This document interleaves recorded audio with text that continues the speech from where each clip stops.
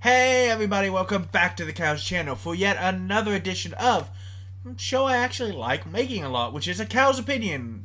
It's a little show I give you lots of news and opinions which don't really matter because a cow's opinion is a moot point and doesn't really matter. And the entire purpose of this show was actually because of Activision Blizzard, and we know that Activision Blizzard's been having a lot of interesting things happening, and what an amount of difference, I don't even know how to say this, a freaking week can make. Because as you can see, it's, 60, 86. Holy crud, guys. So, we're going to go year to date, which is just actually we want to go to year, excuse me. So, around here, triple digits. Beautiful. Amazing. Fantastic. Pretty much enjoying life if you're an Activision Blizzard holder, which I actually was. And you were having fun, they were making money, the pandemic was still ongoing and is still ongoing. This really freaking sucks. And people were staying home, playing video games. And it's around this time when all of the accusations really start to pile on. A lot of female employees came up and said that they were sexually assaulted. The male employees came up and said, we believe them because they sexually assaulted us too, which... oh, crud, man, what the hell are you guys doing there? Crunch time, overwork. Activision Blizzard has a terrible reputation among developers because they will buy development studios that make really awesome games. I'm looking at High Moon, which made some really cool Transformer games, and then just use them to help churn out the Call of Duty machine. Thank God, by the way, that I can't find the article on it, but somebody high up in Microsoft has says, maybe you don't want to do a Call of Duty every single year because the quality diminishes. You think? Now, I'm not mad at Microsoft for saying that because they actually have a brain. And I got into several fights over the course of the last week by people like, well, you can't be happy about Microsoft. They're just as bad. They're terrible. I understand they're a big corporation. I understand they're in it to make money. But Activision Blizzard's top leadership, including Bobby Kotick, really needs to go. And I'll show you a little more about that towards the end of this video. But yeah, basically accusations come and you can see stock dips and tries to come up and dips and tries to go. And then it just starts the long, sluggish march down.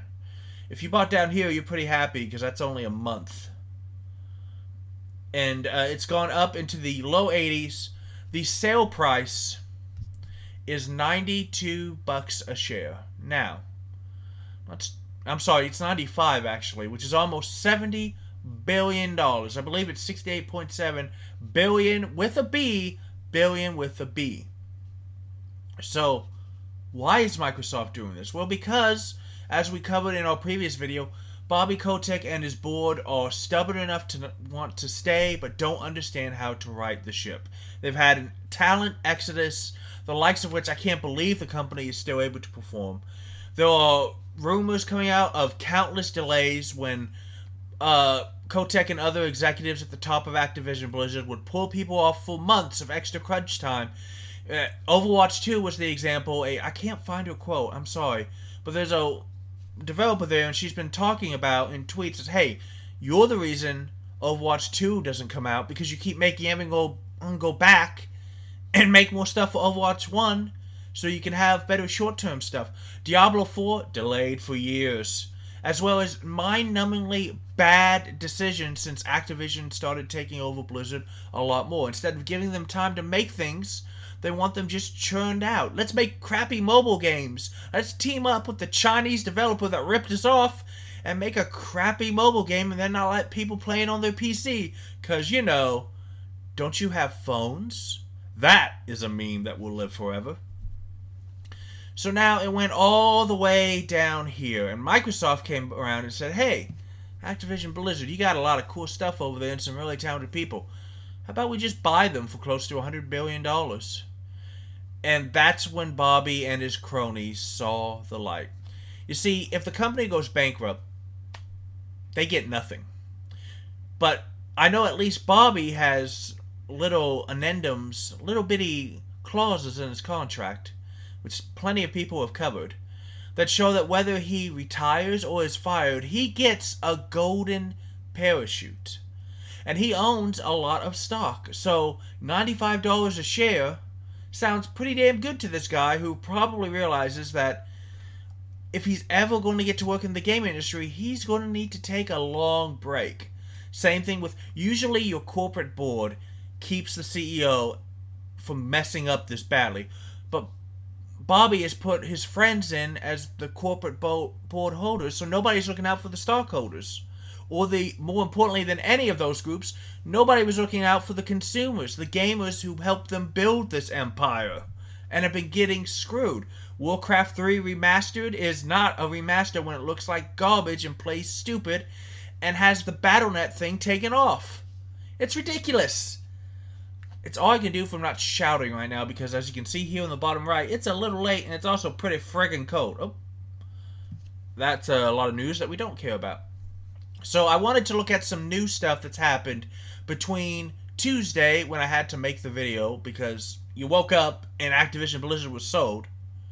By the way, I don't think the FTC is going to stop it. Oh, you're going to have some politicians talking big talk about monopoly and other stuff, but at the end of the day, I don't think all these 50 to 60 to 70-year-olds know about video games. Activision Blizzard and Microsoft is a pretty big company, but I don't think you can call it a monopoly, unfortunately. So this is going to go through. And if you held or bought their massive dip because you thought that the company would be okay long term, probably going to get rewarded. Now, somebody can always come in and try to make a better offer and sneak in there, but I mean, it would have to be a pretty big offer. So, yeah, I think it's going to be okay for these guys. More important news has come up. The Ravensoft quality assurance workers unionized. Quality assurance workers at Ravensoft, a subsidiary of Activision Blizzard, are unionizing with the Communication Workers of America.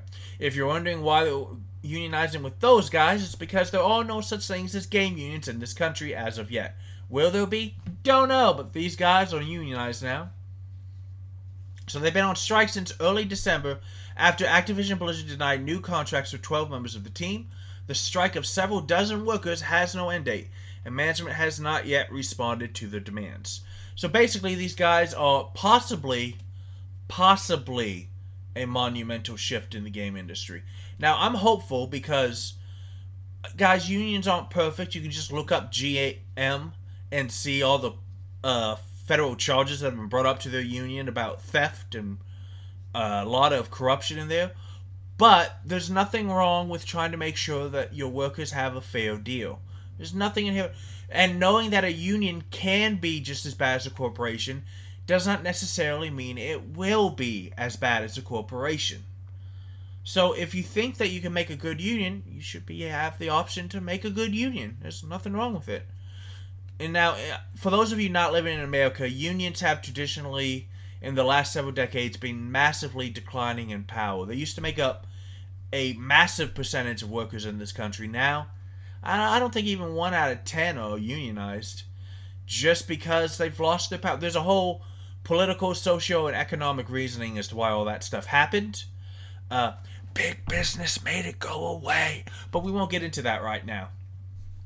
What we will talk about is that according to the CWA, Activision Blizzard has not cooperated with their worker organizers, and it's used surveillance, intimidation tactics, hiring notorious union busters, and to silence workers.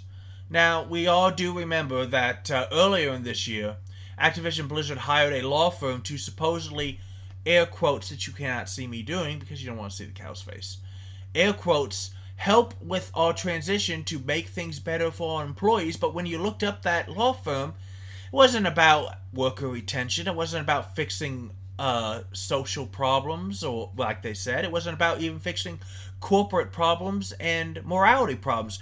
This law firm specializes in union busting. That's what they wanted. That's what they were trying to prevent. We ask that Activision Blizzard management respect raving quality assurance workers by voluntarily recognizing CWA's representation without hesitation. The Workers of America Secretary-Treasurer. Whoa, you Secretary and Treasurer? Really? You wear a lot of hats. A collective bargaining agreement will give Raven QA employees a voice at work, improving the games they produce and making the company stronger. Volunteering recognition is the rational way forward. And then, of course, it talks about the deal finalized. Until the deal is approved, however, Bobby Kotick will remain as Activision Blizzard, despite workers calling for his resignation in the wake of multiple lawsuits and federal investigations. Now, Polygon also had this update because Activision Blizzard issued a statement. It is carefully reviewing the request for volunteer recognition from the CWA, which seeks to organize around 36 of our nearly 10,000 employees. While we believe that a direct relationship between the company and its team members delivers the strongest workforce opportunities, we deeply respect the rights of our... No, you don't. I can't even read that BS. We remain focused on listening to employees. No, you don't. Providing the improved pay, benefits, and professional opportunities needed to attract and retain the world's best talent. No, you don't. Over the past few... God, how much of this... I mean, the only thing so far in this quote that Activision gave is that they got their name right. That's it. Over the past few years, this has included raising minimum compensation. I think they actually did do that. Extending time off, expanding access to blah blah healthcare, and transitioning more than 60% of the temporary employees into full-time. So, Microsoft has not commented on this, and I know you guys really want to. I would love to hear what they have to say about this, but they really can't. Because until the deal closes, it's not Microsoft's company. They have an opinion like me. It's interesting to hear, but it doesn't really matter to the decision makers at Activision Blizzard. Now, Activision Blizzard probably wants to handle this correctly because you don't want to you don't want to hand a steaming pile of poo to the people bailing you out when you've screwed up everything. So this would be an interesting thing to possibly... I mean, it's not that I'm not hopeful for this, because it's not a bad thing, but these are quality assurance workers who are usually some of the lower paid these are not developers and engineers, which are these are the really important people who, like, if they formed a union, you would have to, if all of Ravensoft form a union, that would be interesting too. I don't know if that would happen though. This is just something we're going to keep our eyes on. We also have, from Yahoo News, Microsoft's Game Pass is now a huge problem for Sony. If you don't know what Xbox Game Pass is, it's a very interesting thing. I kept turning that off. It kept popping. I really hate that. But, guys, basically, Game Pass is where you pay a fee and you can download and stream games from Microsoft for that monthly fee. Microsoft has been doing the best job of this of any company. Their Game Pass is phenomenal. If I just had a new Xbox, I'd probably have Game Pass. Because the treasure trove of games that you can get a lot of games. And now that Activision Blizzard has been bought by Microsoft, not just their new and upcoming stuff, guys, there is a literal huge library of games. You don't even need remasters of these. People will pay or even subscribe to Game Pass to get, say, what Game Pass also works on your PC, by the way. So, like, say, strategy games like Warcraft 1 and 2 or 3, the original that doesn't suck and not the remastered. How about StarCraft? How about Wacky Racers? Do you remember that? How about the Lost Vikings? How about all of the Activision games that I can't even name? How about a massive catalog of award-winning games now that you can start pushing out? Oh, hey guys, we've decided for the next 2 years here at Microsoft, after we finish acquisition, we're going to release 2 or 3 really cool Activision Blizzard games to Game Pass. And it's not going to cost Game Pass users anything extra. And it's all included. You can just... Oh, hell, you just want to drop a nuclear bomb on your competition. Drop 20 of them on day 1 and just keep pumping them out every 2 to 4 weeks. Every 2 to 4 weeks, you get a new Activision, 1 or 2 new Activision Blizzard games on your Game Pass. The deal would be incredible. Now, what this is not incredible for is Microsoft's main competition in the video game space, Sony. Now, Nintendo is not suffering, and I'm going to tell you why. Nintendo, first of all, has the strongest first-party lineup of any of them. Sometimes too strong because they admit that they don't always have the stuff you want to play. But more importantly than that, Nintendo isn't even technically in the same competition space as these guys. They're a much more broader, family-friendly audience. It's not to say that and Activision and Sony and Microsoft can't be. It's just that, you know, Nintendo. It's Nintendo. There's nothing you can do about it. So what I want to look at is this. The deal and its consequences sent shares of Sony plummeting 12% in one day. 2 days. It says close on Wednesday. This past Monday was a stock market closed holiday for Martin Luther King Day.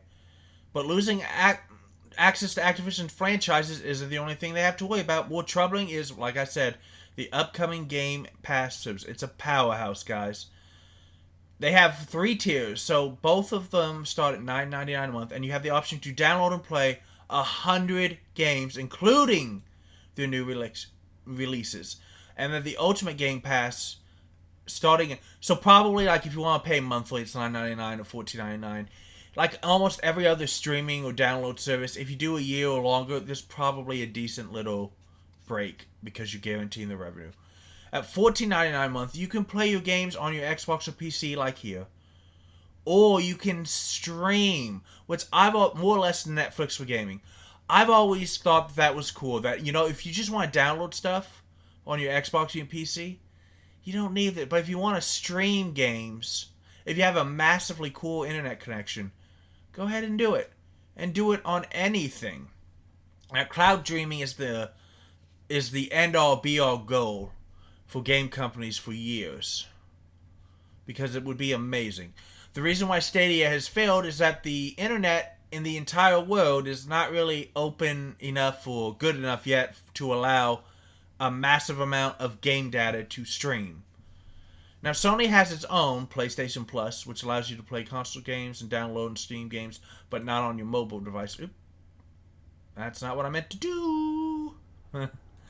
High quality production here on the Cows channel.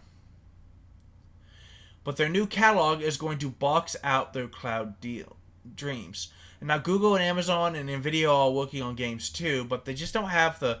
Amazon finally, I think, with that New World game, MMO, finally has a game that people like, but man. Look at this. Microsoft also bought ZeniMax, which gives them Elder Scrolls, Doom, Fallout, and Wolfenstein. Starfield will be Xbox and PC exclusive. You can't play Starfield on Sony.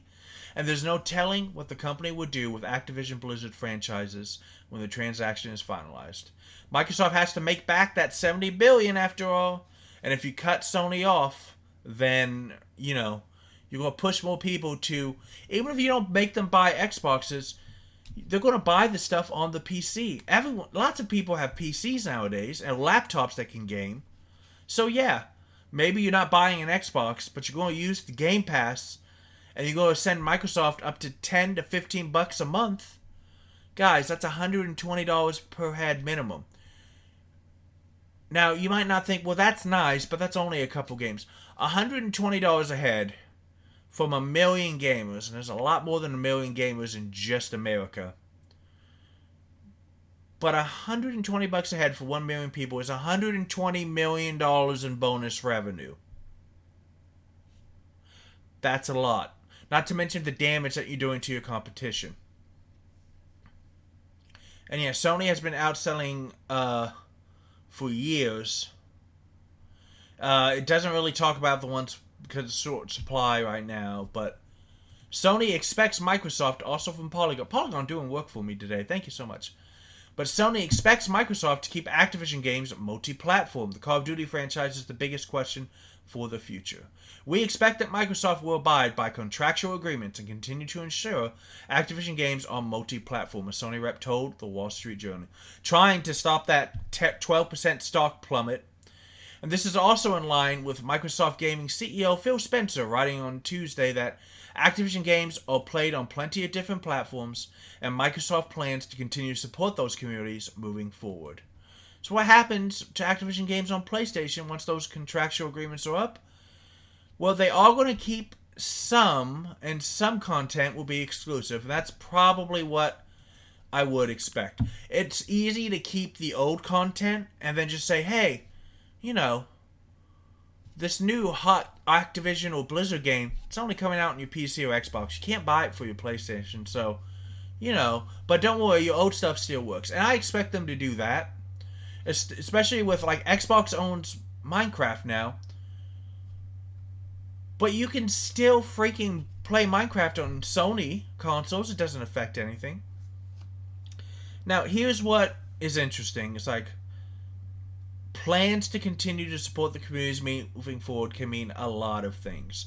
And don't let Sony wishy-washy, we'll get no games taken away by the big bad Microsoft. It's not necessarily what's happening. If you're a Call of Duty fan, you know that for the last several years minimum, Sony has paid a lot of money to have exclusive stuff and to have things released on Sony first. Microsoft is... I'm not saying Microsoft or Sony is right or wrong here. I'm just saying this is the game that these guys play.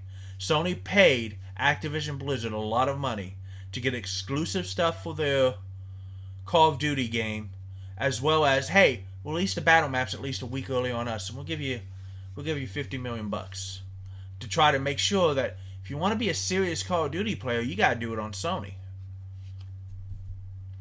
But it'll be interesting to see. Again, I don't think that Microsoft's going to necessarily flip a switch and turn off all support to Sony.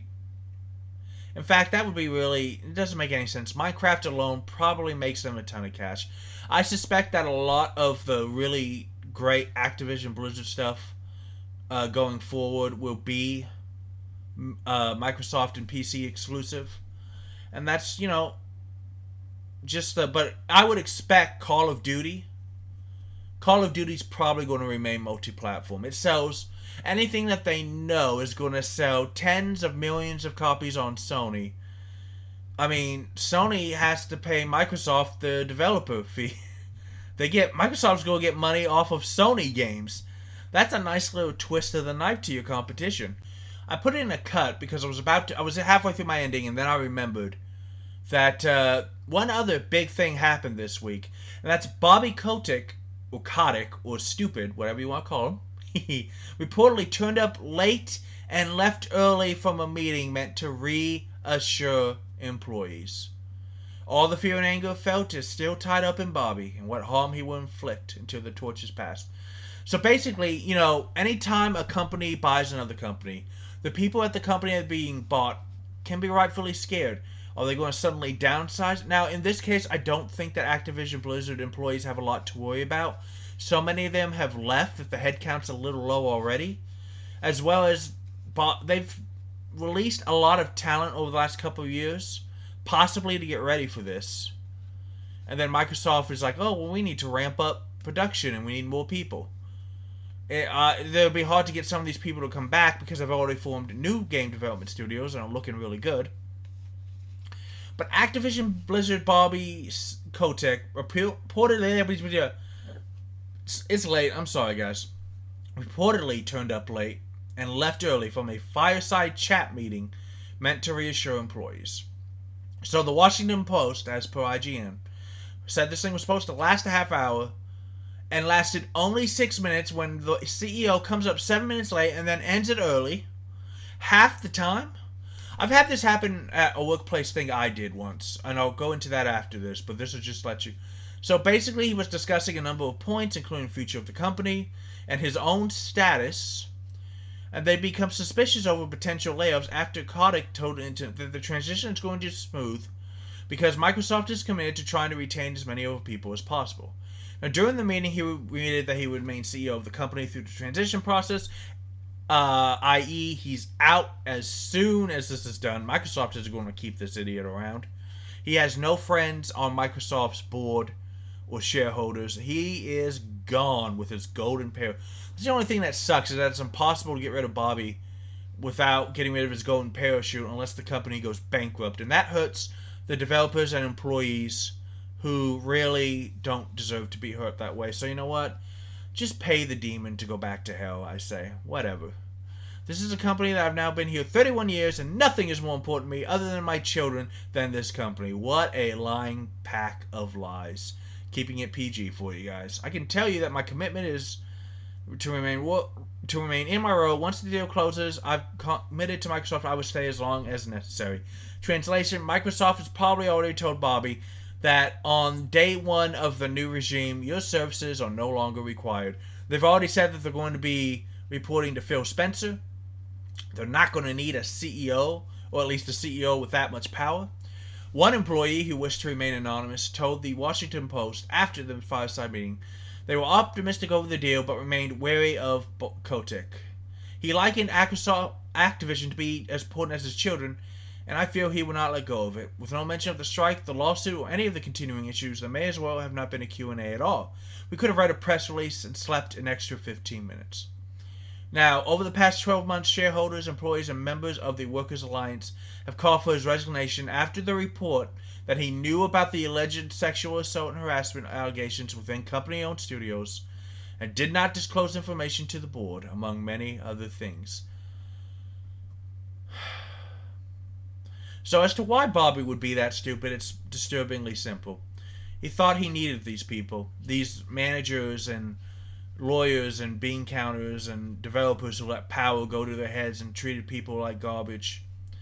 You've seen it every time any cover-up or organization has ever covered up abuse or scandal. They're so afraid of that person leaving, going to the company, that they trick another company, that they trick themselves into thinking, I gotta keep him. It doesn't matter how bad of a PR. He's too dangerous to let him work for Sony or Microsoft or Take-Two Interactive or Vivendi Studios or wherever he might go. He might open his own studio and we'd be screwed. But poison is poison. You have to cut it out, guys. Now, as far as this story, I can personally attest to this story, guys. Years and years ago, at my job, which I don't talk about a lot because they don't know I do this, and I don't know if they'd be happy or not. I don't think they'd have any problems with me doing YouTube, but, you know, no company likes to know that you have a little side hustle going on, and this is technically what this might be now. I was in a department doing a lot of supporting roles, we'll say. And one of the top executives at this organization said, you know what? Each individual area should do their own supporting roles. We don't need an entire division supporting the rest of the organization. Each area should just have an in-house team. They'd know it a lot better. And of course, without talking to any of the mid-level managers, because they actually a few years earlier had to let go a lot of the mid-level managers during the housing crisis, I found out, as a cost-cutting issue, and I don't think they've still replaced all of them, and they wonder why they all have to work like 80 hours a week now. But due to all of this, they didn't talk to any of the frontline staff either to ask, is this even feasible? They decided they were going to shut my division down and maybe let some people go, but everybody else was just going to be rolled into various departments and areas, and we'd be doing a bunch of duties, including our own. And I remember all of us were pretty mad, and two things happened. First of all, there was a meeting, which I was off for that meeting because we had flex time at that time. I don't have flex time in my current role, unfortunately. I've never gotten it back, and I'm very sore about that. Flex time meant that you had a big window of time between Monday and Friday, and as long as you did 40 hours a week, you could come in and leave whenever the hell you damn well pleased. And you saved your paid time off for doctor's appointments and stuff because you're like, oh, well, I know I got to go to the dentist, but I don't have to schedule 3 hours of PTO. I can just stay an extra hour Monday, Tuesday, and Wednesday, go to the dentist on Thursday, work a regular day Friday, and I'm back. And I've done all of my work. I supported my teammates, and hey, I still have 3 hours of PTO for when I actually want to be off. It was really cool. I'm very sore I don't have that. So two things happened. They had a meeting where I was off with my flex time, and all of my teammates on my team in my division tried to talk to the leadership that they sent and said, well, I don't know how you guys are going to do this. What are your operations? We're figuring it out, don't worry. It's never a good sign when your bosses say, we're doing this, but we don't know how to do it yet, but it's definitely what we're going to do. It means that a bunch of people at the top of the organization are getting paid to do this. And it doesn't matter how much of a disaster it will be. Newsflash, you can probably see how this ended. But they're getting big bonuses for this. And so, yeah. And I came back that Monday and I said, "What are you talking about? They didn't. What about this, this, this, this?" Well, nobody knew to ask that, Kyle. It's like, well, can I talk to them? It's like, they don't really want to talk to anybody else. They're pretty set. But the thing that made me think of this fireside chat is like a couple weeks after that, they called all of us into a meeting during our lunch. And, they had us all standing there, and there was all of our supervisors, our manager, our director were there. Multiple people from HR were there. Multiple people from throughout the hospital who were overseeing the...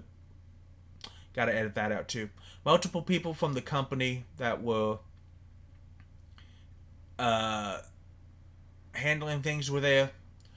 But one high up person couldn't be there. And we were all really nervous. We weren't sure at that time if we were getting fired or what. Thankfully, only a couple of us were fired, which really sucks. But thankfully, they kept most of us on. And they had us stand around for 15 minutes. And at the end of the 15 minutes, guys, I'm sorry. This person from the executive suites really wanted to be here, but he couldn't. So we're going to postpone this meeting for at least 4 weeks. And I remember blowing up. Not screaming, but in a loud voice saying, "What, that's it?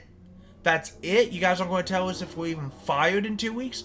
And they all looked at me shocked that I was actually... Nobody said you were getting fired. It's like, you just said you were downsizing.